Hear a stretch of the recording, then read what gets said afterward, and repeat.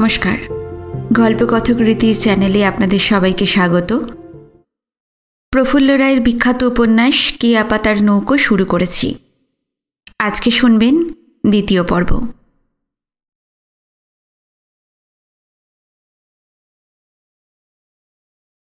হেমনাথের নৌকো ধানবনের ভিতর অদৃশ্য হয়ে গেলে স্নেহলতা বললেন, ঘরে এসো মানিকেরা, ঘরে এসো বলে পা বাড়িয়ে দিলেন।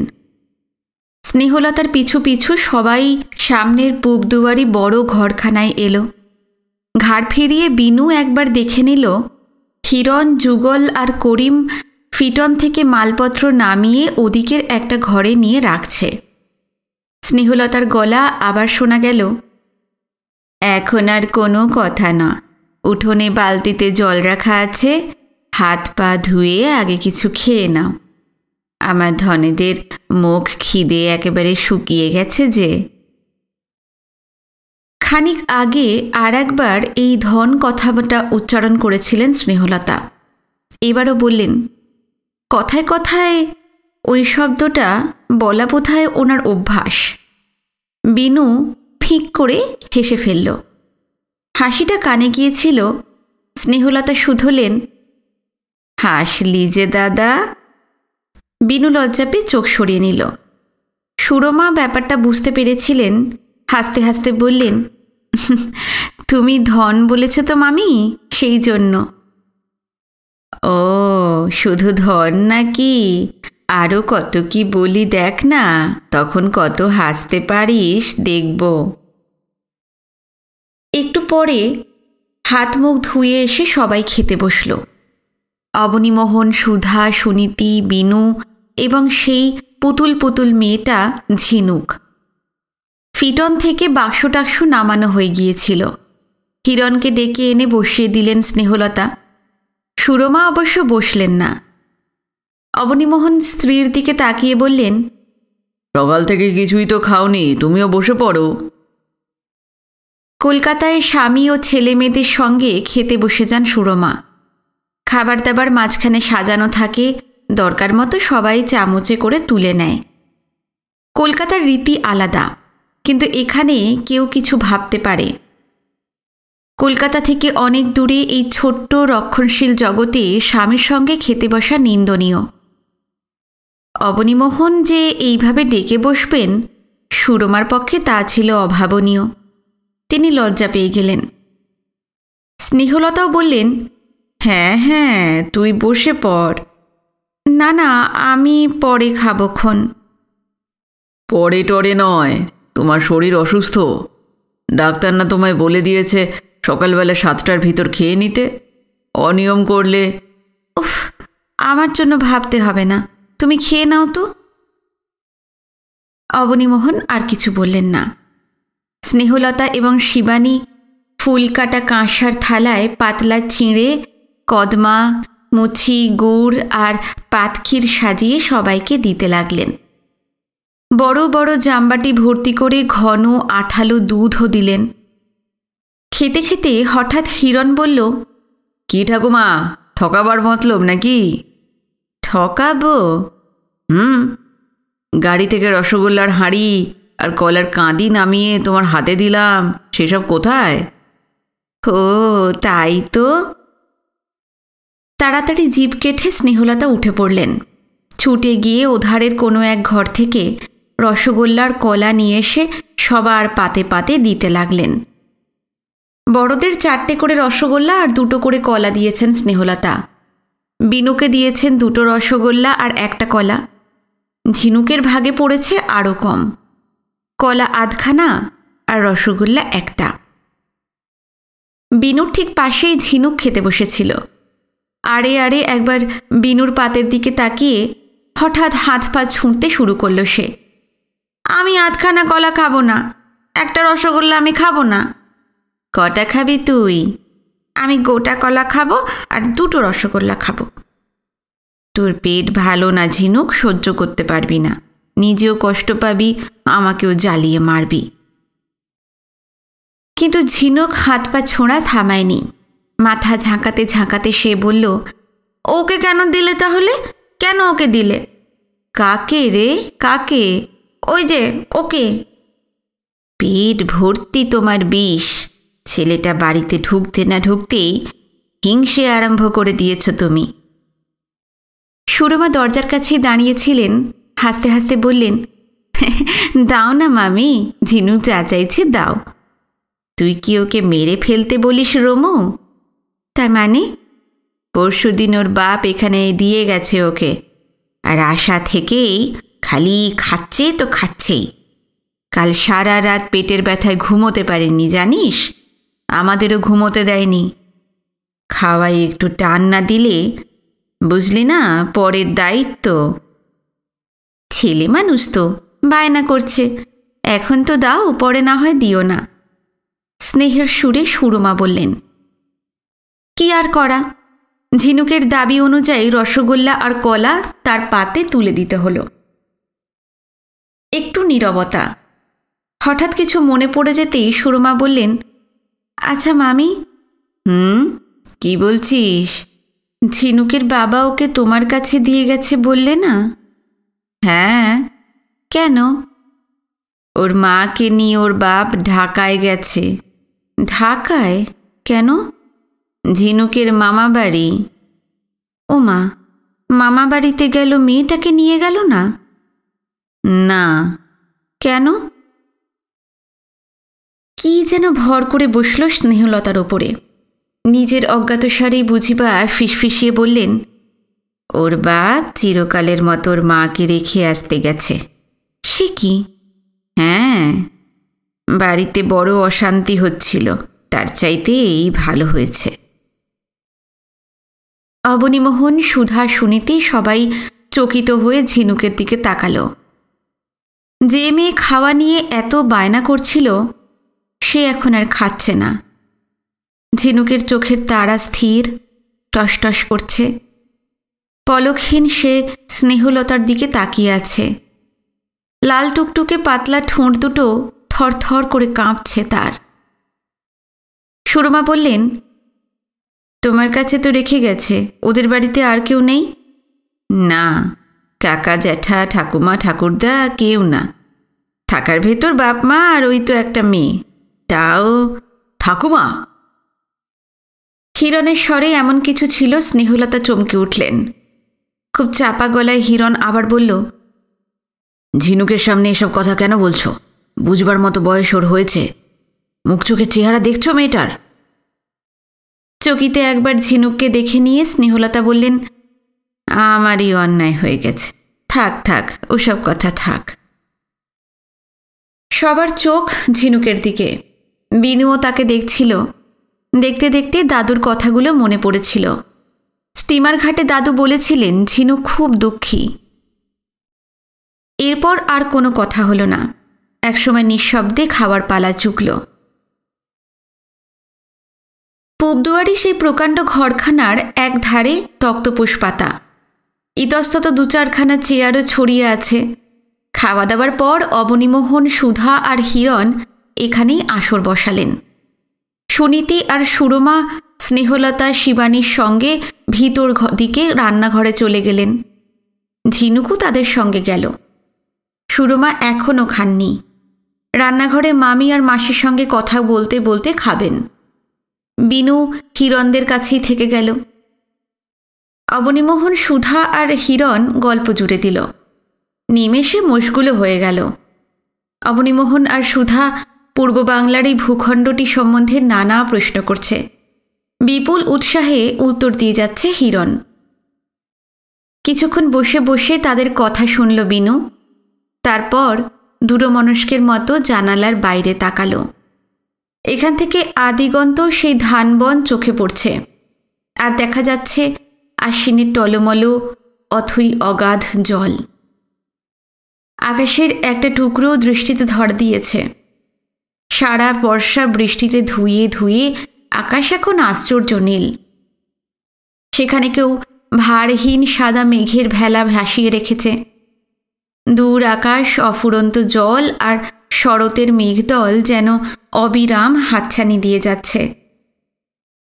আড়ে আড়ে একবার হিরণদের আসরটা দেখে নিল বিনু। সবাই বিভোর হয়ে আছে। সুযোগটা হাতছাড়া করা সমীচীন নয়। পায়ে পায়ে সুধাদের অলক্ষ্যে বেরিয়ে পড়ল সে। শালিকের মতো চঞ্চল পায়ে কিছুক্ষণ উঠোনে ঘুরল বিনু। দোলমঞ্চ দেখল, রাসমঞ্চ দেখল, পালা সাজানো খড়ের স্তূপ দেখল, আর দেখল সারি সারি ধানের ডোল, গোলা। ফিটান দুটো এখন আর নেই, তারা বোধহয় চলে গেছে। একটু পর কিসের একটা স্রোত তাকে এক টানে বাইরের বাগানটার দিকে ভাসিয়ে নিয়ে গেল। খানিক আগে এখান দিয়েই এসেছিল বিনু। জায়গাটা তার চেনা। চারদিকে আম গাছ, জাম গাছ, লিচু গাছ, কামরাঙা গাছ, সব এক পায়ে দাঁড়িয়ে। বাগানটা ছায়াছন্ন, মাটি নরম ভিজে ভিজে, গাছগাছালির ফাঁকে ফাঁকে পাখিদের চেঁচামেচি আর ডানা ঝাপটানোর শব্দ। ভিজে মাটির গন্ধ, দূর ধান ক্ষেতের গন্ধ, ফুলের গন্ধ, সমস্ত একাকার হয়ে যেন ঘুম ঘনিয়ে আনে। গাছপালার পাশ দিয়ে, লতাপাতার ধার দিয়ে, ঝোপঝাড়ের ফাঁক দিয়ে নেশাগ্রস্তের মতো ঘুরে বেড়াতে লাগলো বিনু। কতক্ষণ ঘুরেছিল মনে নেই। একসময় কার ডাক কানে ভেসে এলো। চমকে সামনের দিকে তাকালো বিনু, কাউকে দেখতে পেল না। আবার ডাকটা শোনা গেল, ছোটবাবু, ছোটবাবু। এদিকে সেদিকে তাকাতে তাকাতে এবার বিনুর চোখে পড়ল পচা পাটে স্তূপের ভিতর সেই লোকটা বসে আছে। লোক না বলে তাকে ছোকরা বলাই উচিত। ফিটনে করে না আসার সময় ওইখানেই দুজনকে কি করতে দেখেছিল বিনু, পরে টানাটানি করে তাদের মালপত্র নামাতে দেখেছে, নামও জেনেছে। একজনের নাম যুগল, অন্যজনের নাম করিম। তবে কে যুগল কে করিম জানা যায়নি। যুগল হোক করিম হোক, এখন একজনই বসে বসে পচা পাটের গা থেকে আঁশ ছাড়াচ্ছে, আর একজনকে দেখা গেল না। বিনু পায়ে পায়ে কাছে এগিয়ে এলো। ডাকছো কেন? ছোকরার বয়স 20-21 মধ্যে। চওড়া হাড়, মোটা মোটা আঙুল, প্রকাণ্ড বুক, সরু কোমর, সবই তার বলশালিতার প্রতীক। গায়ের রং রোদে পুড়ে পুড়ে তামাটে, চুলগুলো খাড়া খাড়া, দুর্বিনীত। তেলে জলে অথবা চিরুনিতে কোনো দিন তাদের বশ মানানো যাবে তা যেন নেহাতি দুরাশা। পরনে ভিজে সপসপে এক টুকরো টেনি, কোমরের কাছটায় কোনো রকমে জড়ানো, এছাড়া আর কিছুই নেই। বড় বড় ড্যাবড্যাবে দুটো চোখ সরলতায় মাখা। দু পাটির সবগুলো দাঁত মেলে হাসল ছোকরা, বলল, আপনারা কলকাতা থনে আইলেন? স্টিমারে আসতে আসতে বাংলাদেশের এই প্রান্তের আঞ্চলিক ভাষা শুনেছে বিনু। বিচিত্র উচ্চারণগুলি লক্ষ্য করেছে। যা শুনেছে তা শিখিও বোঝেনি। তবে সব মিলিয়ে তার খুব মজা লেগেছে, ভালোও লেগেছে। সেটা খুব সম্ভব নতুনত্বের জন্য, বৈচিত্র্যের জন্য। ছোকরা যা বলল বিনু প্রথমটা বুঝতে পারল না। অনেকটা অনুমানের ওপর ভরসা করে বলল, কলকাতার কথা বলছো? হ্যাঁ, কলকাতা মেলা দূরে না? হ্যাঁ। কয়দিন লাগে যাইতে? এই 1.5 দিনের মতো। যাইতে হইলে স্টিমারে চরণ লাগে? হ্যাঁ। রেলগাড়িতে? হ্যাঁ। জানেন, আমি কোনোদিন রেলগাড়ি দেখি নাই। রেলগাড়ি দেখনি?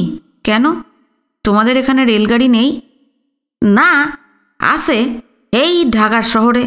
আমি কোনোদিন ঢাকায় যাই নাই তো। একটুখানি চুপচাপ। তারপর আবার ছোকরা শুরু করল, আইসা ছোটবাবু, কি বলছো? কলকাতা তো পেল্লাই শহর না? হ্যাঁ, কত বড় কন্দেহি। আমাগো রাইসদা আপনি দেখছেন? রাইসদা অর্থাৎ রাজদিয়া। বিনু বলল, সবটা দেখিনি, আস্তে আস্তে যেটুকু চোখে পড়েছে দেখেছি। এই ধারে আর কতটুকু, ওই ধারে এই ডবল, 3 ডবল। আইসা, কয়খান রাইসদা একলগে করলে একখান কলকাতা হয়? হাজার হাজার। কন কি? ছোকরা আপনি আপনি করছে। এত মর্যাদা দিয়ে আগে আর কেউ তার সঙ্গে কথা বলেনি। মনে মনে নিজেকে রীতিমতো বিশিষ্ট আর সম্মানিত মনে হচ্ছে। বিনু বলল, একবার গিয়ে দেখে এসো না। কলকাতা যাওনের সাধ্য কি আমাগো আছে? বিনু এবার আর কিছু বলল না। ছোকরা আবার বলল, কলকাতায় মেলা গাড়ি ঘোড়া না? হ্যাঁ, অনেক মেলা মানুষ। শুনছি মাইনসের মাথা মাইনসে খায়। রাস্তাগুলার নাকি দিন রাইত ঘষা মাইজা ঝকঝকা কইরা রাখে। এতটুকু ধুলা কোনোখানে পইরা নাই। রাইতগুলি নাকি বাতিতে বাতিতে দিন হইয়া যায়। সত্য ছোটবাবু? পূর্ব বাংলার সুদূর অভ্যন্তরে এই রাজদিয়াতে একটি গ্রাম্য যুবকের কল্পলোকে কলকাতার স্বর্গ হয়ে আছে। তার কল্পনা কতদূর আর পৌঁছতে পারে? সগর্বে বিনু তার চাইতে 1000 গুণ চমকপ্রদ আর বিস্ময়কর এক কলকাতার এমন বর্ণনা দিল যাতে ছোকরা একেবারে হাঁ হয়ে গেল। বিস্ময়ের ঘোর কিছু কমে এলে ছোকরা বলল, আহারে, এমন দেশ চোখে দেখতে পাইলাম না। হঠাৎ বিনুর একটা কথা মনে পড়ে গেল। তাড়াতাড়ি সে বলে উঠল, আচ্ছা, তখন তোমরা দুজন এখানে কাজ করছিলে না? হ্যাঁ, আমি আর করিমা। করিমা অর্থে করিম। বিনু বলল, ও, তাহলে তোমার নাম যুগল? আমার নাম কেমনে জানলেন ছোটবাবু?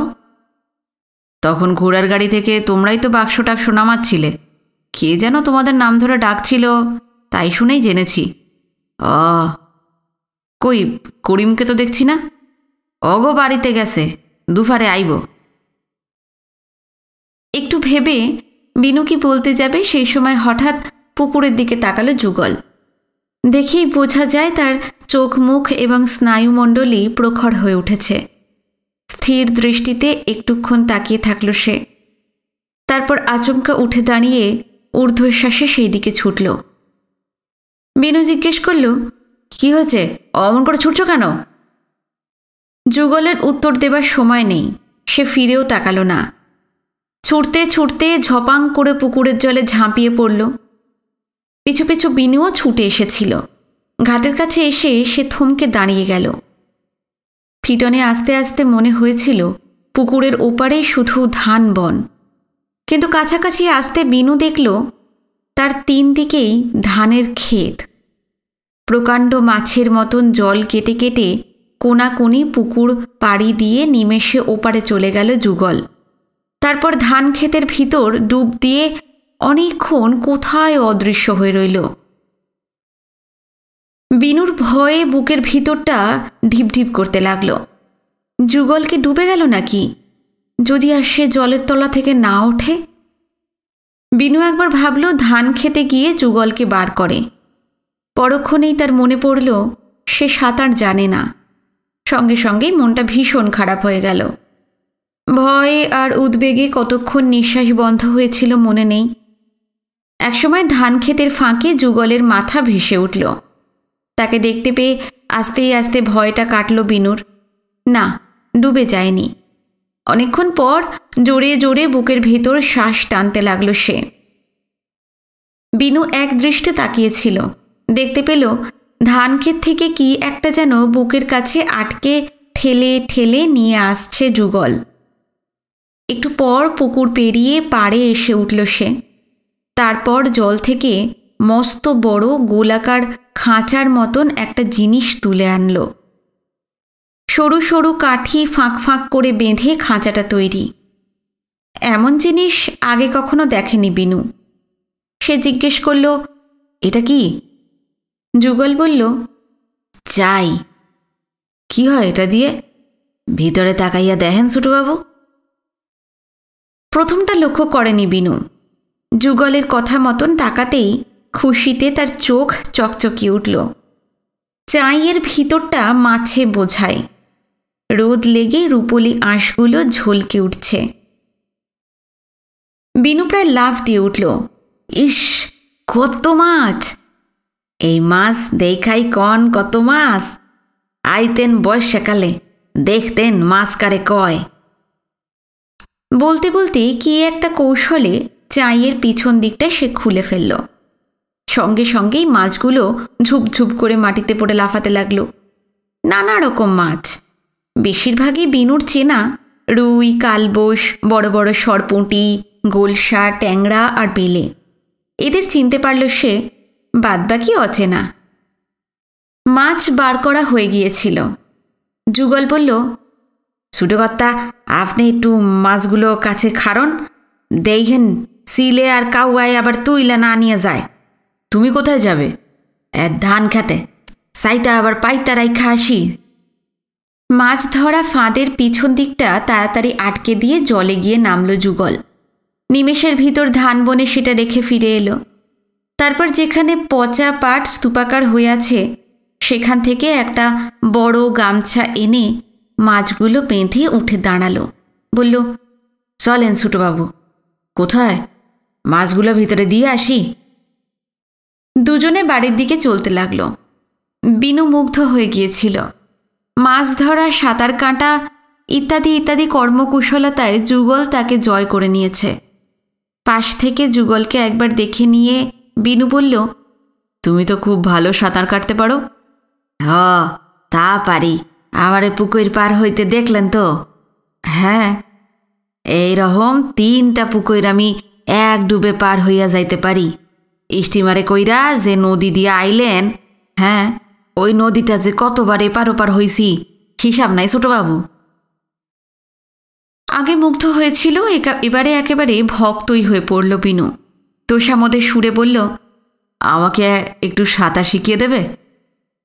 যেতে যেতেই হঠাৎ ঘুরে দাঁড়ালো যুগল। বিস্ময়ে তার চোখ গোলাকার হয়ে গেছে। সাঁতার জানে না এমন মানুষ জীবনে এই প্রথম বোধহয় দেখল সে।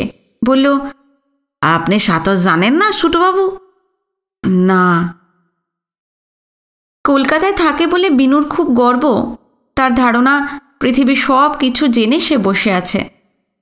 কিন্তু একটি গেঁয়ো যুবকের কাছে যে পরাজয় মানতে হবে তা কে জানত।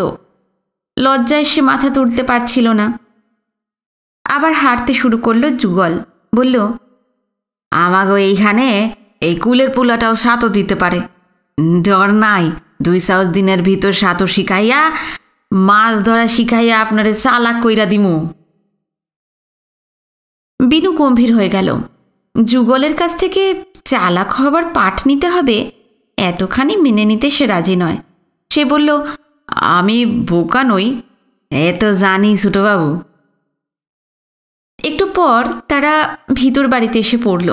যুগল ডাকল, ঠাউর মা, একটু বাইরে আহেন দেহি। রান্নাঘর থেকে স্নেহলতা বেরিয়ে এলেন।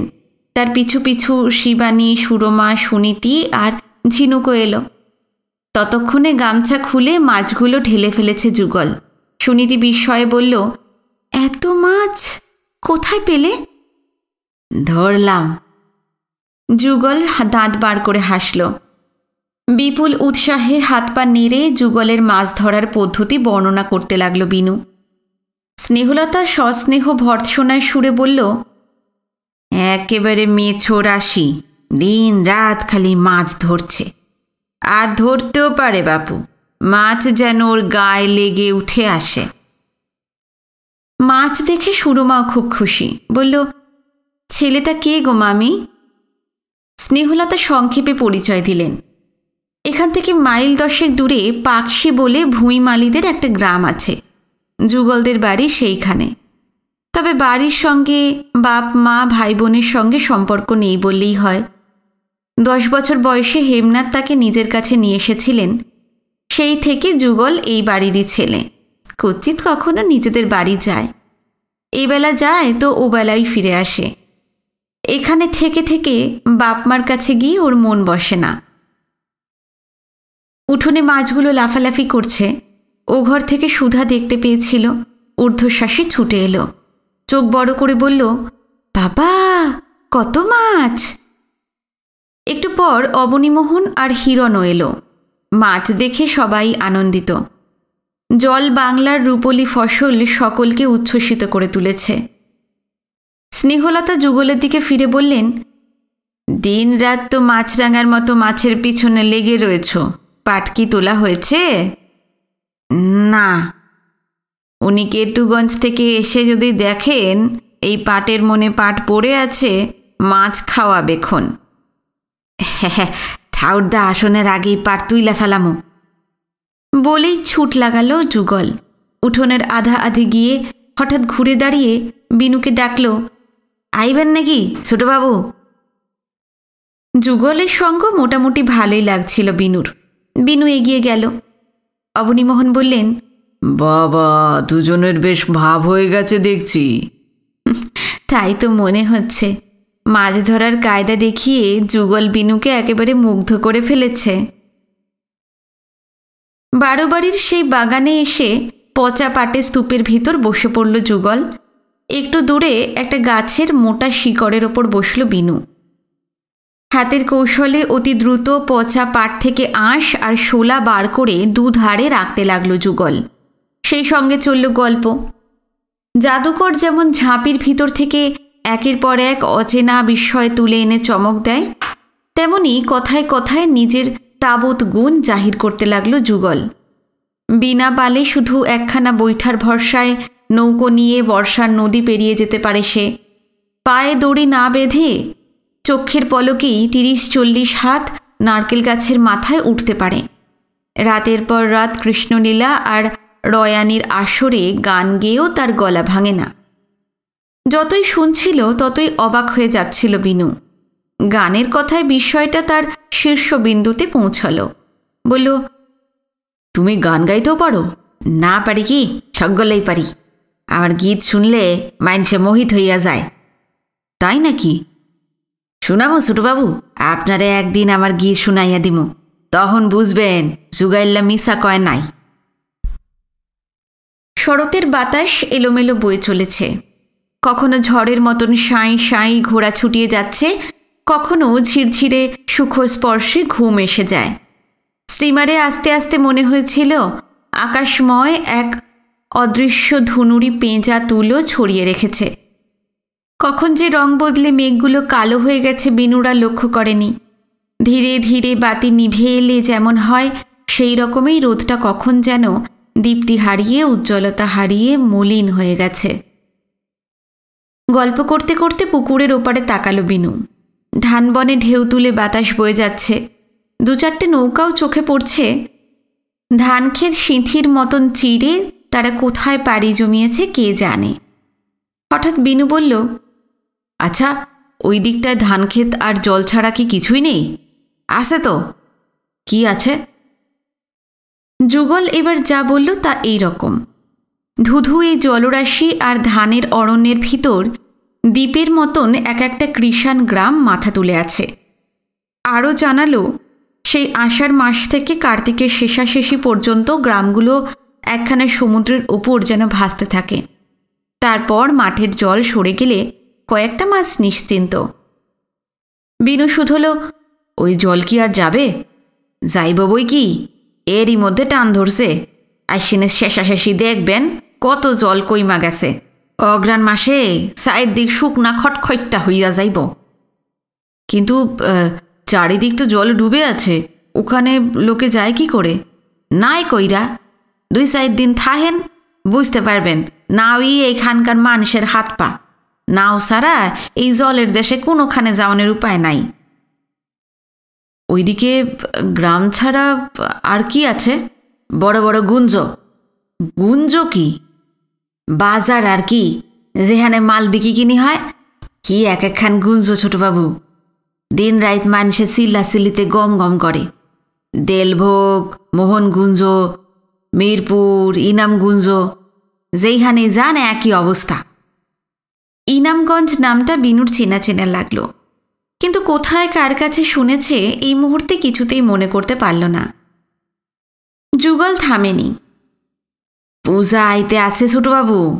মোহনগুঞ্জে, মিরপুরে, দেলভোগে রাইতের পর রাইত যাত্রা গান হইব। এমনি মাইন্সেস ভিড়ে পাও ফেলান যায় না, তখন সারা রাজি একেবারে ভাইঙ্গা পড়ব। জানো, আমি কখনো যাত্রা দেখিনি। তার লাইগা কি, আমি আপনারে দেখাইয়া আনুম। কয়টার দিন, পূজা তো আইসাই পড়ছে। কথা দিলে নিয়ে যাবে তো? জামু জামু জামু। বিনু আর কিছু বলল না। স্বপ্নলোকের রহস্যময় সংকেতের মতন দিগন্তের ওপার থেকে দেলভোগ, মিরপুর, ইনামগঞ্জ এই বিচিত্র নামগুলি আর যাত্রাগানের আসর তাকে যেন বারবার ইশারা করতে লাগল। রান্নাবান্না শেষ হতে হতে দুপুর পেরিয়ে গেল। তখনও হেমনাথ ফিরলেন না। সবার চান হয়ে গিয়েছিল। সুরমা, সুধা, সুনীতি, ঝিনুক বাড়িতেই তোলা জলে চান সেরেছে। অবনীমোহন, বিনু আর হিরণ গিয়েছিল পুকুরে, সঙ্গে যুগলও। আজ থেকেই যুগলের কাছে সাঁতারের প্রথম পাঠ নিতে শুরু করেছে বিনু। নতুন জায়গা, নতুন জল বলে বেশিক্ষণ পুকুরে হুটোপাটি করতে দেননি অবনীমোহন। সেই জন্য বিনুর মুখখানা ভারী হয়ে আছে। যাই হোক, রান্নাঘরে বড় বড় কাঁঠাল, কাঠের পিঁড়ি, আসন পেতে থালা সাজিয়ে স্নেহলতা খেতে ডাকলেন সবাইকে। অবনীমোহন বললেন, মামাবাবুর জন্য আর একটু অপেক্ষা করি, তারপর না হয়। অপেক্ষা করে লাভ নেই বাবা, হয়তো আজ ফিরবেনই না। ওমা, এরকম হয় নাকি? প্রায়ই হয়। এই যে গেলেন, ফিরতে ফিরতে 2-4 দিনও লেগে যেতে পারে।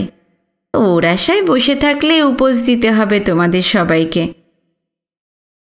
অগত্যার কি করা, খেতে বসল সবাই।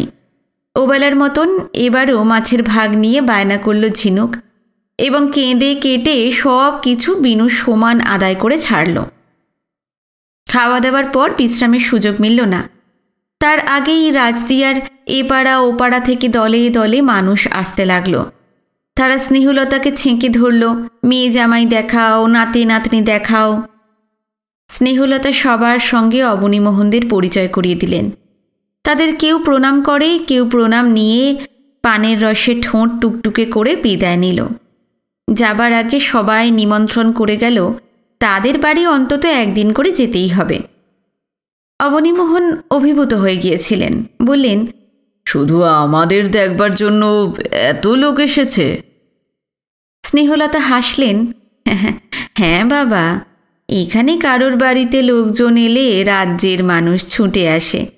এক বাড়িতে উৎসব লাগলে সারা রাজদিয়ায় উৎসব লেগে যায়। কোনো বাড়িতে কেউ মরলে টরলে আবার সবার মন খারাপ হয়ে যায়। চমৎকার জায়গা তো, অথচ কলকাতায়। বলতে বলতেই হঠাৎ থেমে গেলেন অবনীমোহন।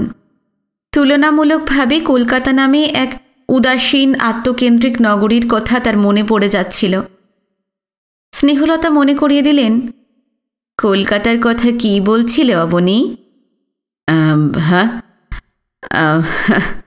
পাড়া তো দূরে থাক, এক বাড়িতে 3টে ভাড়াটে থাকলে একজনের নাম আর একজনের জানতে হয়তো বছর কেটে যায়। বলো কি অবনী? হ্যাঁ বাবা, ওখানকার লোকে থাকে কি করে গো? আমি হলে দম বন্ধ হয়ে মরেই যেতাম। সেদিক থেকে রাজদিয়ায় আমরা কিন্তু বেশ আছি। লোকজনের ভিড় কাটতে কাটতে বেলা পড়ে এসেছিল। আকাশে এখন মেঘ আছে, রোদও আছে। বেলা শেষের নরম সোনালি রোদ। খানিক আগে ঝিরঝির করে এক পশলা বৃষ্টিও হয়ে গেছে। এখন ছাদটা জোরালো না। কদম ফুলের রেণুর মতন বাতাসে গুঁড়ো গুঁড়ো ইলশে গুঁড়ি উঠছে। অবনীমোহনেরা সেই পূব দুয়ারি ঘরটায় আবার আসর জমিয়ে বসেছেন। এ বাড়িতে কেউ চা খায় না, অথচ অবনীমোহনের দুবেলা চা না হলে পৃথিবী অন্ধকার। কাজেই কলকাতার এই চা চাতকদের জন্য খেয়ে উঠেই রাজদিয়ার বাজার থেকে চা নিয়ে এসেছে হিরণ। পেয়ালায় ধুমায়িত সোনালি তরল সামনে সাজিয়ে গল্প হচ্ছিল। ওবেলা অবনীমোহন, সুধা আর হিরণ ছিল শুধু। এই বেলা সুনীতি, সুরমা, বিনু, ঝিনুক, স্নেহলতা, এমনকি শিবানীও এসে যোগ দিয়েছেন। এলোমেলো অসংলগ্ন নানা কথার পর হিরণের প্রসঙ্গ এসে পড়ল। অবনীমোহন শুধলেন, তুমি কোন ইউনিভার্সিটিতে পড়ো হিরণ? ঢাকা। তাহলে তো তোমাকে ঢাকাতেই থাকতে হয়। আগে হ্যাঁ, আমি হোস্টেলে থাকি। ও, পুজোর ছুটিতে বাড়িতে এসেছো বুঝি? আগে হ্যাঁ, ছুটি শেষ হলেই ফিরে যাব। এই ছুটি ছেটা পেলেই বাড়ি চলে আসি। ঢাকা আর কতক্ষণের পথ, স্টিমারে ঘন্টা 5 লাগে। তা তোমার কোন ইয়ার এখন? 5th ইয়ার। এমএতে বিয়ের মতন রেজাল্ট হবে তো? উত্তর দিতে গিয়ে সুধার সঙ্গে চোখাচোখি হয়ে গেল। পরিপূর্ণ উজ্জ্বল দৃষ্টিতে সুধা তাকিয়ে আছে। এক মুহূর্ত তাড়াতাড়ি অন্যদিকে চোখ ফিরিয়ে সলজ্জ সুরে হিরণ বলল, এই দেখি কি হয়। অবনীমোহন কি একটা বলতে যাচ্ছিলেন, সেই সময় ঝুমঝুম বাজনার মতন শব্দ ভেসে এলো। তার সঙ্গে ঘোড়ার পায়ের খটখট আওয়াজ। সবাই একসঙ্গে জানলার বাইরে তাকালো। বিনুরা দেখতে পেল সেই চমৎকার ফিটনটা আবার ফিরে এসেছে। এটাই করেই তারা স্টিমার ঘাট থেকে এখানে এসেছিল। সোজা উঠোনের মাঝখানে এসে গাড়িটা থামল। স্নেহলতা উদ্গ্রীব হয়েছিলেন, বললেন, ভবতোষ মনে হচ্ছে। ঠিক সেই সময় ফিটনের ভিতর থেকে যিনি নামলেন তাকে যুবকও বলা যায় না, আবার প্রৌঢ়ও না। দুয়ের মাঝামাঝি তার বয়স থমকে আছে। ঝিনুক হঠাৎ চেঁচিয়ে উঠল, বাবা, বাবা এসেছে, বাবা এসেছে। তারপর ঊর্ধ্বশ্বাসে উঠোনের দিকে ছুটল। স্নেহলতা ঝিনুকের পিছু পিছু বড় বড় পা ফেলে ফিটনটার কাছে চলে এলেন। বিনু, সুধা, হিরণ ছুটে এসেছে, শিবানীও এসেছেন। সুনীতি ফিটন পর্যন্ত আসেনি। ঘর থেকে বেরিয়ে উঠোনে নেমেই থেমে গেছে। অবনীমোহন এবং সুরমা ঘর থেকে বেরোননি। দরজার কাছাকাছি এসে দ্বিধান্বিতের মতন দাঁড়িয়ে পড়েছেন। সবার দৃষ্টি আগন্তুকের দিকে। বিনু এক দৃষ্টে তাকিয়েছিল। এই তবে ঝিনুকের বাবা। বয়স কত হবে ভবতোষের? 40 ঊর্ধ্বে, তবে 50-এর অনেক নিচে। চুল অযত্নে আর অবহেলায় এলোমেলো। কতকাল যে চুলে চিরুনি পড়েনি। সমস্ত মুখ সাদা কালো অজস্র অঙ্কুরে ছেয়ে গেছে। চোখের কোলে ঘন শ্যাওলার মতো কালচে দাগ। কালো মণির চারিধারে যে শ্বেত জমি এখন তার লাল। রক্ত যেন সেখানে জমাট বেঁধে আছে। দৃষ্টি উদ্ভ্রান্ত। হঠাৎ দেখলে মনে হয় এইমাত্রই শ্মশান থেকে ফিরলেন। তাকে ঘিরে দুর্বহ এক শোক রেখায়িত হয়ে রয়েছে। ঘুম, বিশ্রাম, নিশ্চিন্ত জীবনযাত্রা এই সবের সঙ্গে বুঝি বা কয়েক যুগ সম্পর্ক নেই ভবতোষের। কেমন এক বিহবলতা তাকে ঘিরে আছে।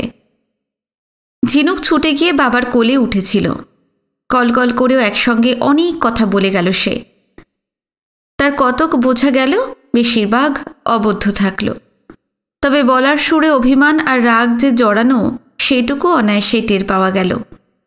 যেটুকু বোঝা গেছে তা এই রকম। ঝিনুক বলছে, তুমি বললে মাকে নিয়ে ডাক্তারের কাছে যাচ্ছ, যাবে আর আসবে। 1 মাস 2 মাস হয়ে গেল, তুমি আর আসোই তো না। ভবতোষ মলিন হেসেছেন।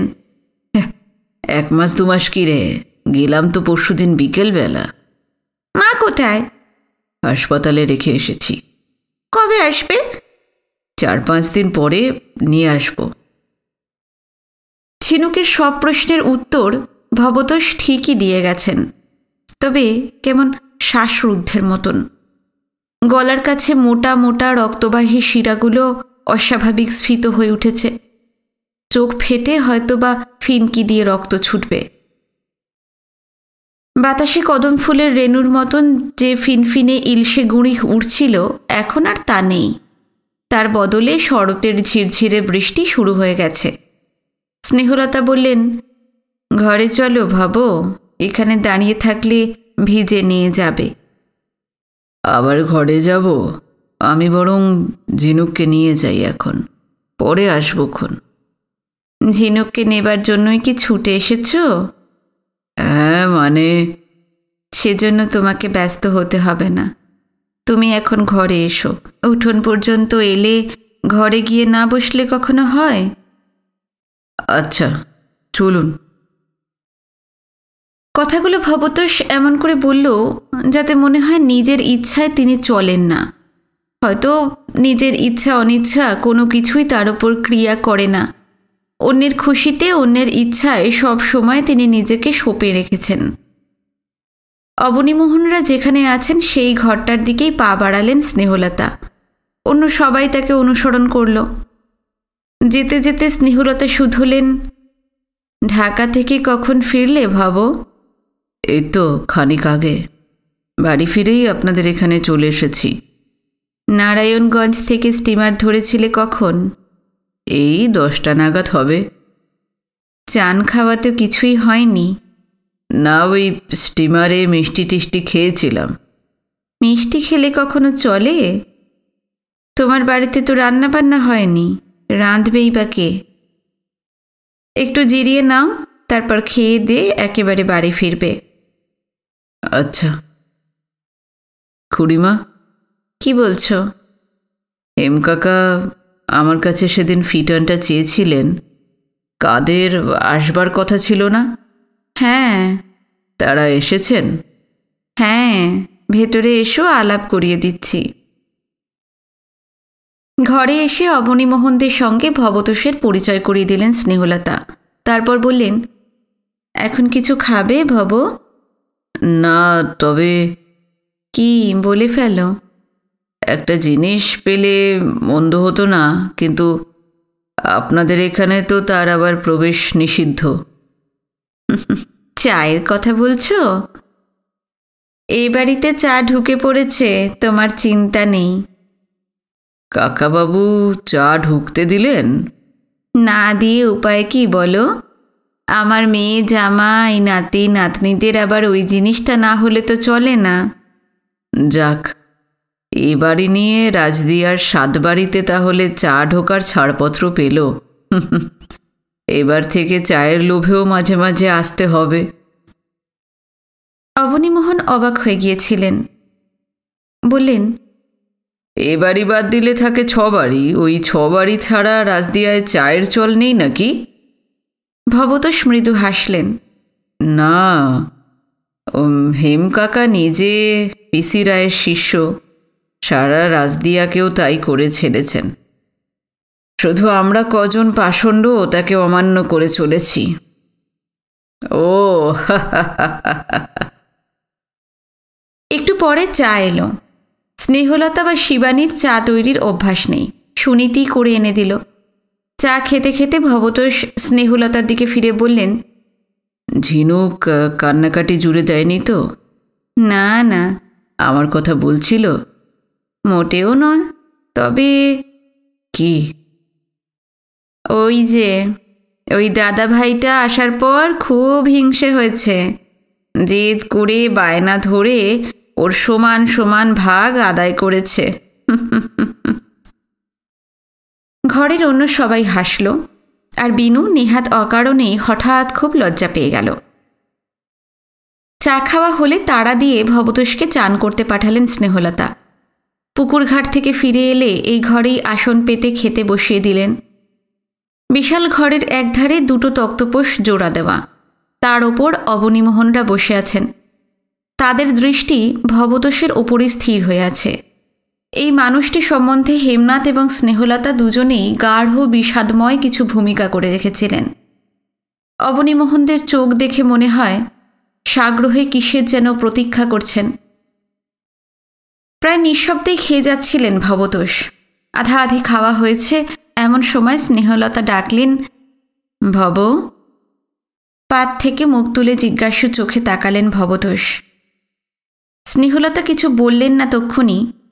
বলবেন কি বলবেন না তাই নিয়ে মনে মনে খুব সম্ভব বোঝাপড়া করতে লাগলেন। অনেকক্ষণ পর দ্বিধান্বিত সুরে জিজ্ঞেস করলেন, তোমার কাল ফেরার কথা ছিল না? হ্যাঁ। এলে না যে? ভবতোষ উত্তর দিলেন না।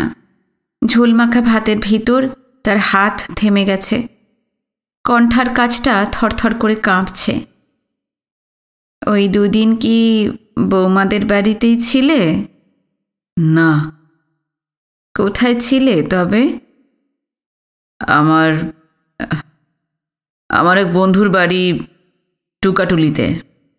বৌমা কি সত্যি সত্যি ওখানে থেকে যাবে?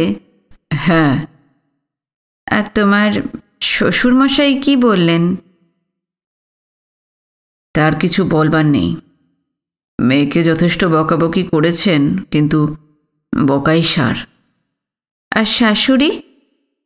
তিনিও মেয়েকে প্রশ্রয় দেননি।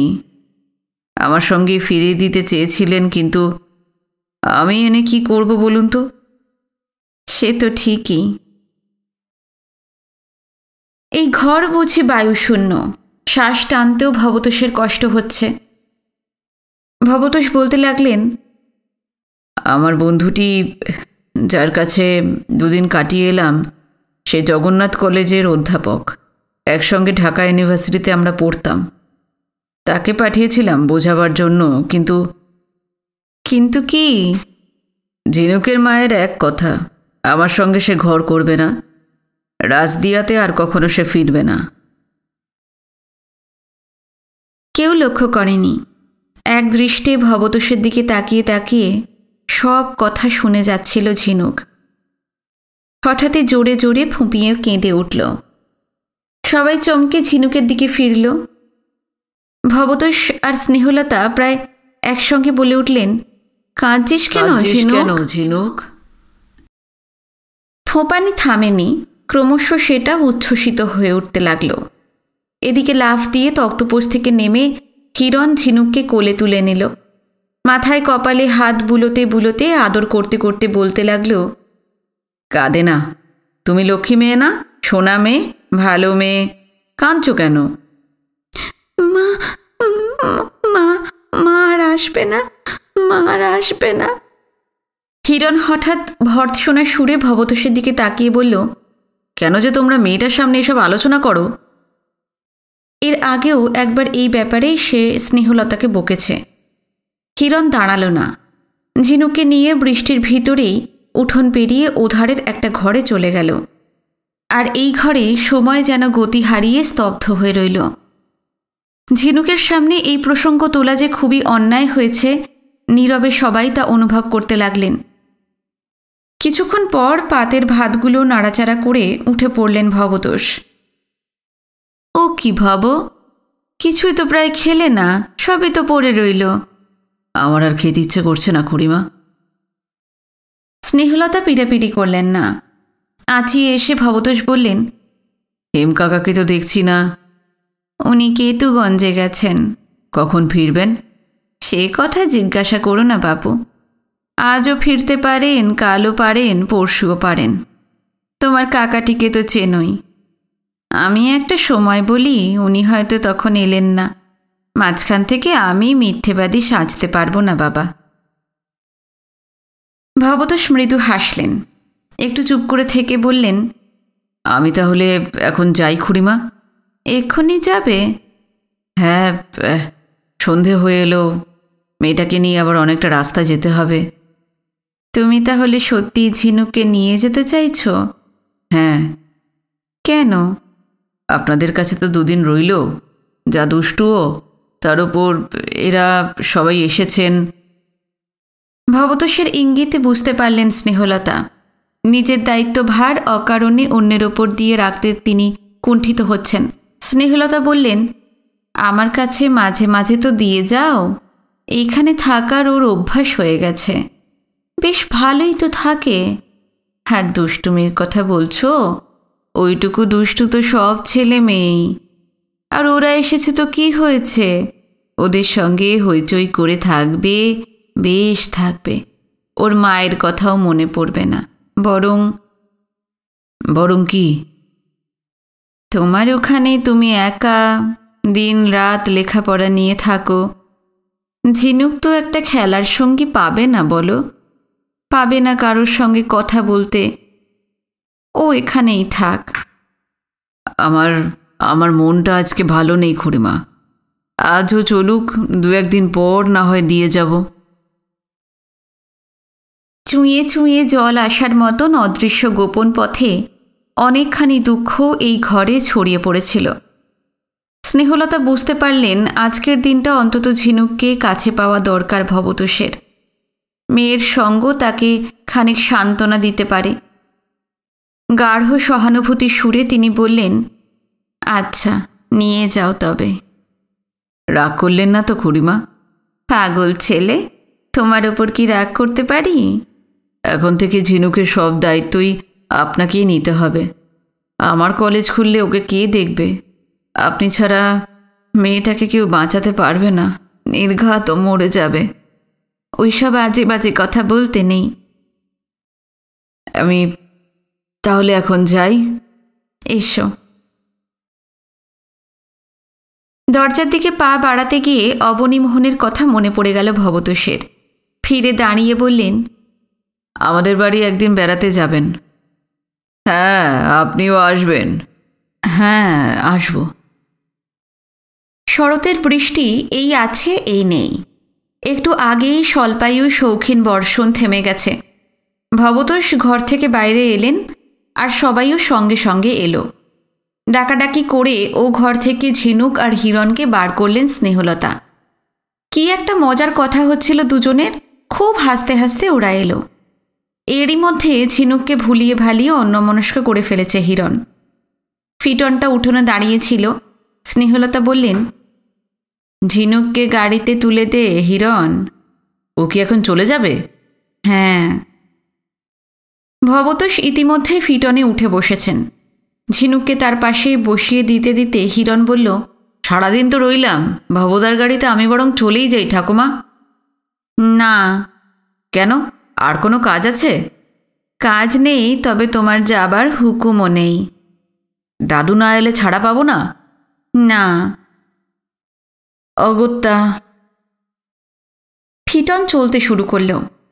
দেখতে দেখতে উঠোন বাগান পেরিয়ে ঝিনুকরা রাস্তায় গিয়ে উঠল, আর অবনীমোহনরা ধীরে ধীরে ফিরে এলেন। ঘরে এসে স্নেহলতা বললেন, ভবতোষের বউয়ের মতো মেয়ে ছেলে বাবা জীবনে দেখিনি।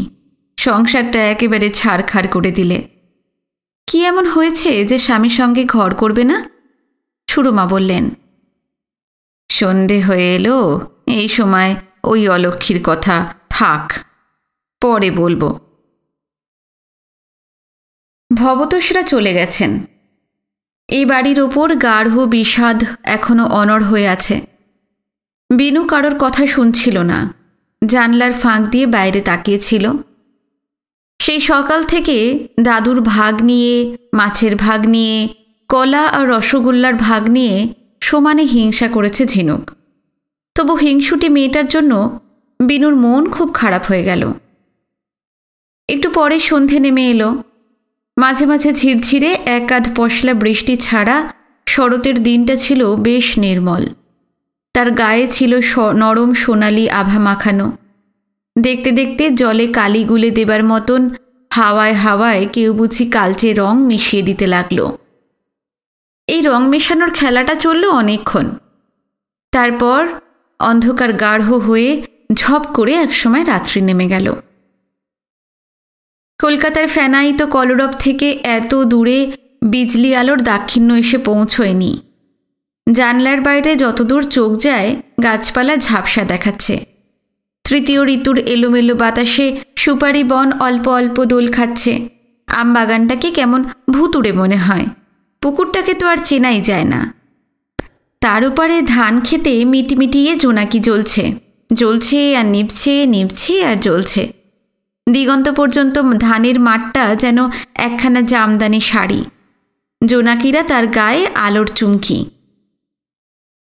স্নেহলতা ইতিমধ্যে ঘরে ঘরে হ্যারিকেন জ্বালিয়ে দিয়ে গেছেন। তাছাড়া কাঠের তিনতলা পিল সুজে রেড়ির তেলের আলোও জ্বলছে। তবু ঘরগুলো পুরোপুরি আলোকিত না।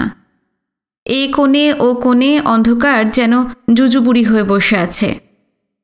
সেই পূবদুয়ারি ঘরখানায় অবনীমোহন, সুধা, সুনীতি আর বিনু এখনও বসে আছে। স্নেহলতা শিবানী রান্নাঘরে রাতের জন্য আনাজ টানাজ কুটছেন। সুরমা কাছাকাছি বসে এই গল্প সে গল্প করছেন। এতকাল পর মামি মাসিকে পেয়ে কথা আর তার ফুরাচ্ছে না। জানলার বাইরে চোখ মেলেই ছিল বিনু। ধান খেতে জোনাকির নাচানাচি ওড়াউড়ি ছাড়াও মাঝে মাঝে আরও কিছু আলো ছোটাছুটি করে বেড়াচ্ছিল। ওগুলো কিসের আলো বুঝতে পারছিল না বিনু। জোনাকি আর মাঝে মাঝে ধান খেতে আলোর ওই বিন্দু কটি ছাড়া চারধারে শুধুই অন্ধকার, গাঢ় অথই অতল অন্ধকার। পূর্ব বাংলার এত সুদূর প্রান্তে এত অন্ধকার জমা হয়ে থাকবে আর সন্ধে নামতে না নামতেই ঝুপঝুপ করে চারিদিক থেকে ঘিরে ধরবে, কে ভাবতে পেরেছিল? কলকাতায় রাত্রি টেরই পাওয়া যায় না। সন্ধে হবার সঙ্গে সঙ্গে আলোর ফোয়ারা ছুটে যায়। আলোকিত নিশীথের যে স্বপ্নময়তা, চিরদিন তাতেই অভ্যস্ত বিনু। কিন্তু এখানকার রাত্রি প্রতি মুহূর্তে বুঝিয়ে দিচ্ছে সে আছে। সে আছে আকাশ বাতাস জল স্থল সব কিছুর ওপর ব্যাপ্ত হয়ে। শুধু অচেতন জড় পৃথিবীর ওপর নয়, বুঝিবা জীবজগতের অস্তিত্বের ভেতর, তার গভীর মর্মমূল পর্যন্ত এই রাত্রি ছড়িয়ে আছে। পূর্ব বাংলার অন্ধকার যেন এই গ্রহের নয়, পাতালের নিবিড় অলৌকিক তমসা। বিনুর মনে হতে লাগলো এই অন্ধকার কোনো দিন ফুরোবে না।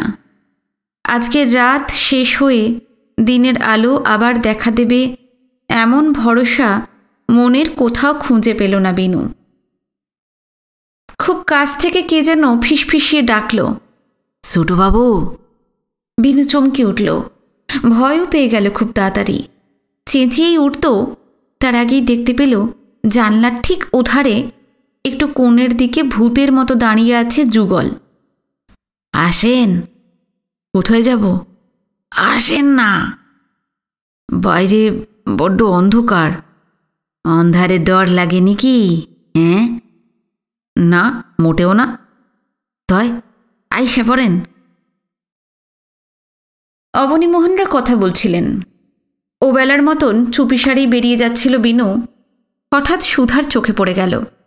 এই, কোথায় যাচ্ছিস রে? বাইরে। অবনীমোহন হিরণের সঙ্গে কথা বলতে বলতে মুখ ফেরালেন। বাইরে কি? ওই যুগল ডাকছে। যুগলের সঙ্গে খুব খাতির দেখছি, যা। না, যেতে হবে না। এই ঘুরঘুরটি অন্ধকারে গিয়ে এক কাণ্ড করে বসো আর আমরা পাগল হয়ে যাই। সুধা বাধা দিল।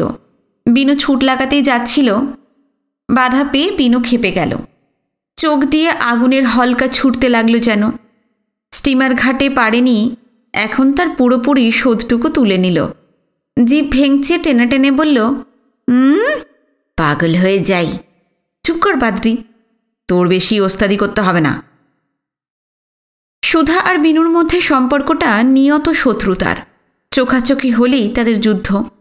মাঝে মাঝে সন্ধি হয় অবশ্য, কিন্তু তা সাময়িক। 2-4 ঘন্টার বেশি তার আয়ু নেই।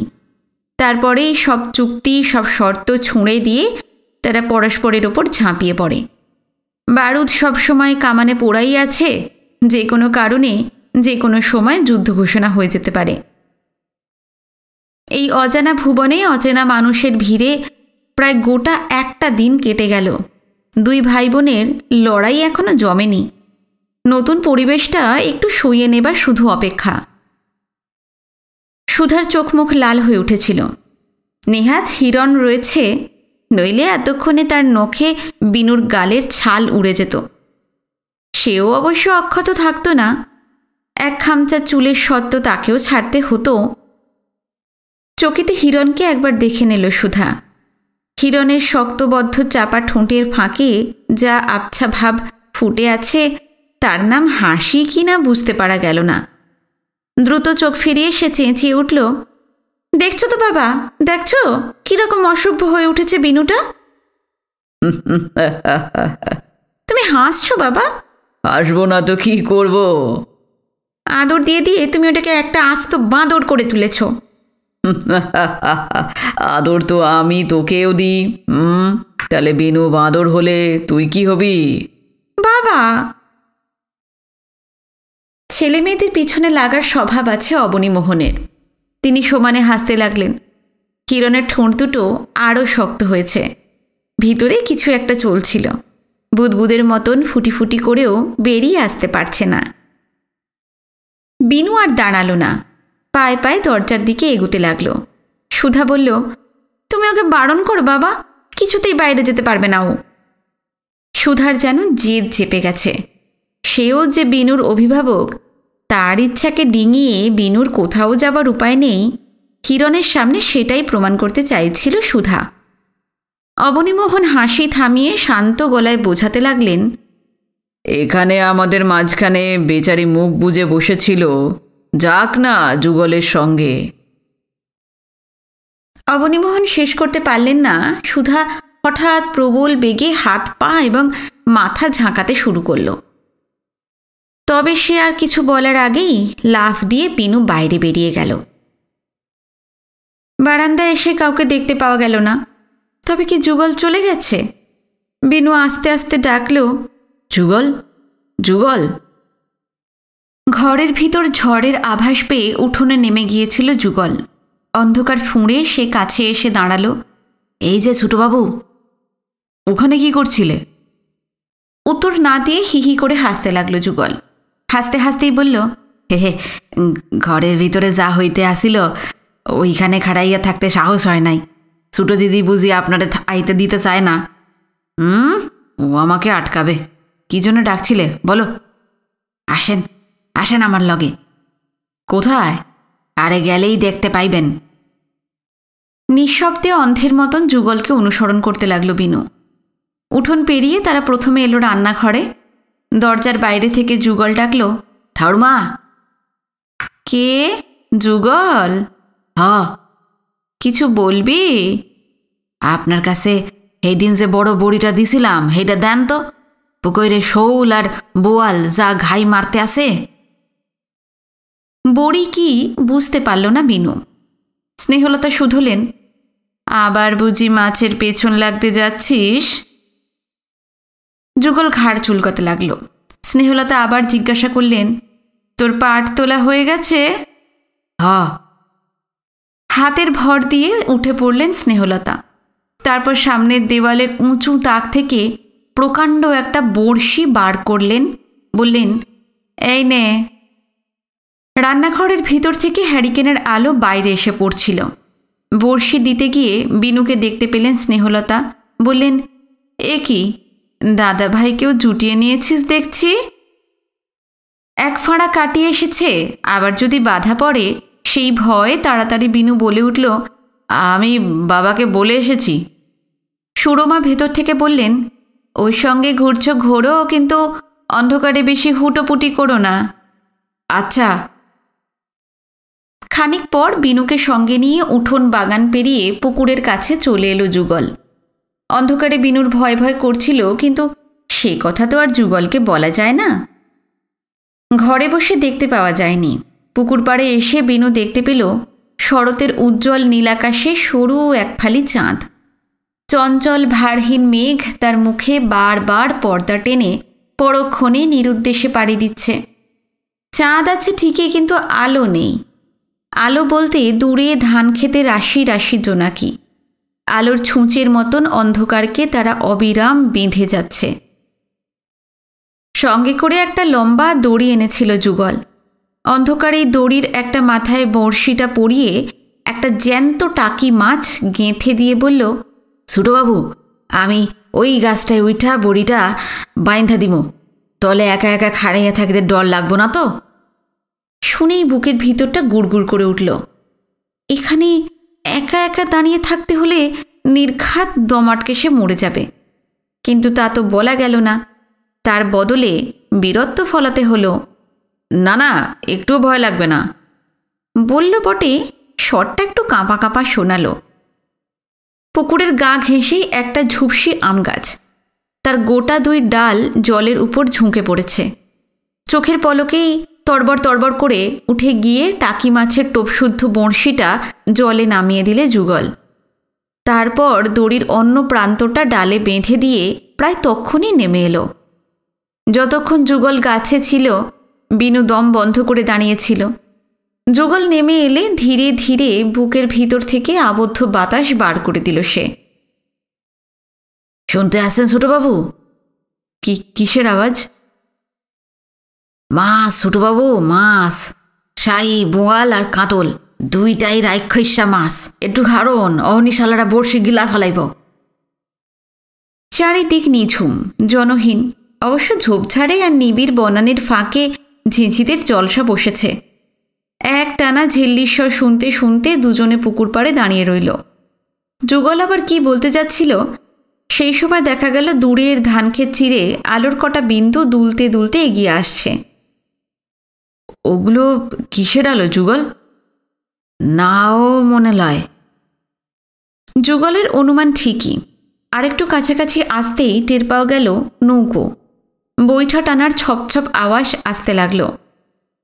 হঠাৎ দুটো হাত মুখের কাছে চোঙার মতন ধরে যুগল চেঁচিয়ে উঠল, কোন গ্রামের নাও? স্বরটা শরতের বাতাসে কাঁপতে কাঁপতে দিগন্তে মিলিয়ে গেল।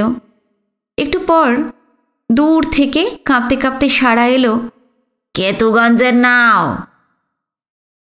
নাও যায় কই? হেমকর্তার বাড়িতে। যুগল ব্যস্ত হয়ে উঠল। বিনুকে বলল, বড় কর্তায় ফিরে এলো বুঝি? দাদু? হ। দেখতে দেখতে ছইওয়ালা বড় একখানা নৌকো ঘাটে এসে লগি পুঁতল। ছইয়ের তলায় দুটো হ্যারিকেন জ্বলছিল। আলো নিয়ে প্রথমে দুজন মাঝি নামল, তাদের পিছু পিছু হেমনাথ। হেমনাথের পিছনে আলো হাতে আরও দুটো মাঝি। হ্যারিকেন ছাড়াও হাতে কলাপাতা দিয়ে মুখ বাঁধা বড় বড় গোটা তিনেক হাঁড়ি আর প্রকাণ্ড এক রুই মাছ ঝুলছে। ঘাট থেকে ওপরে উঠতেই সামনের মাঝি দুটোকে চিনতে পারল বিনু।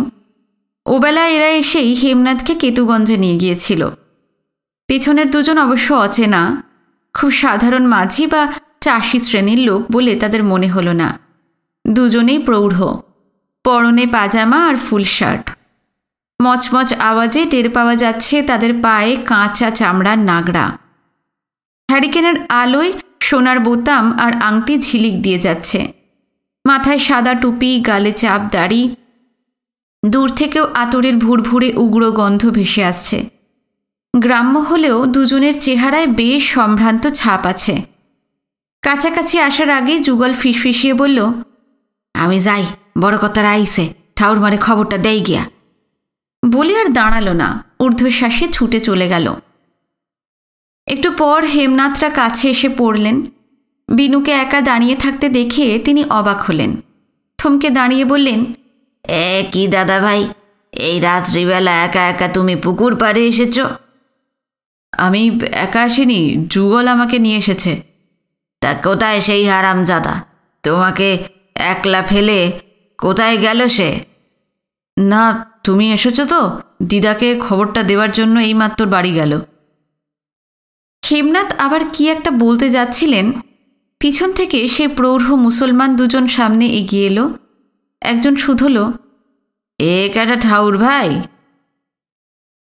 নাতি, ওরাই আজ সকালে কলকাতা থেকে এসেছে। প্রায় ছুটেই বিনুর সামনে চলে এলো প্রৌঢ়। বাজ পাখির মতো ছোঁ মেরে নিমেষে তাকে বুকের ভেতর তুলে নিল। বাড়ি পর্যন্ত বুকের ভেতর বন্দি হয়েই আসতে হলো বিনুকে। বিনু অবশ্য উসখুস করছে, হাত ছাড়িয়ে নেবার চেষ্টাও করেছে। প্রৌঢ় ছাড়েনি। ঠোঁট টিপে টিপে দুষ্টুমির হাসি হেসেছে আর বলেছে, সারুম না, কিছু সেই সারুম না, বক্ষের পিঞ্জরে ধইরা রাখুম।